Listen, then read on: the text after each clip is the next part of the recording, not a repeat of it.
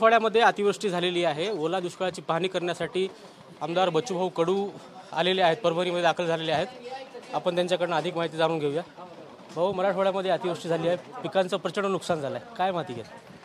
नेहमीच पाहतो आपण का अशा प्रकारची अतिवृष्टी होणं किंवा अति ऊन तपणं किंवा जास्त थंडी पडणं किंवा एखादे रोगराईचा प्रभाव होणं नेहमी शेतकऱ्याला मरावं लागतं।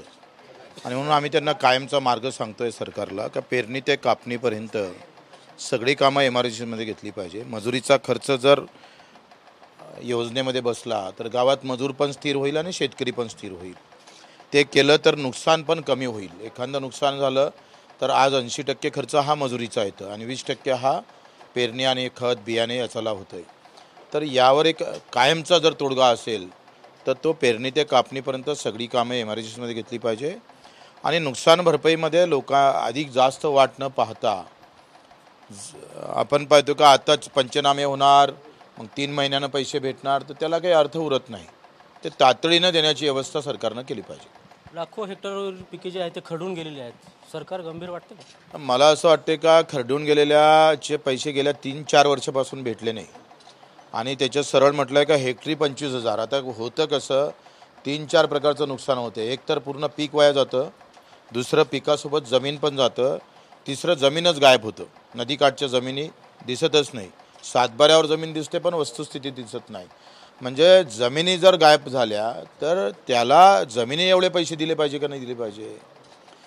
ते नुकसान भरपाईत जसं उद्योगांना इन्शुरन्स आहे तसं शेतीला तुम्ही का देत नाही?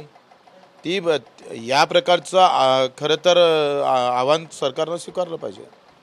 छत्रपती संभाजीराजे, आमदार बच्चूभाऊ कडू आणि राजू शेट्टी एकत्रित पाहणी करतात, तिसऱ्या आघाडीची घोषणा वगैरे होणार आहे का? नाही, असं नाही। आज आम्ही फक्त शेतकऱ्यांसाठी आलेलो आहोत आणि काय नेमकं दुःख आहे त्याच्यात आमचं राजकारण घेऊन जाणार नाही।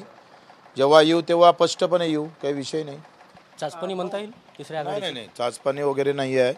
शेतकऱ्याच्या दुःखात चाचपणी करणं एवढे मूर्ख नाही आम्ही। कॅमेरामॅन अनिकेत दहातोंडेसह यशपाल भोसले, TV9 मराठी, परभणी।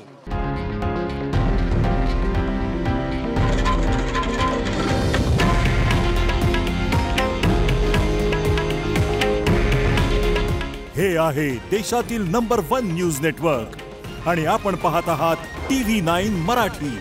काळजी तुमची, हित महाराष्ट्राचं।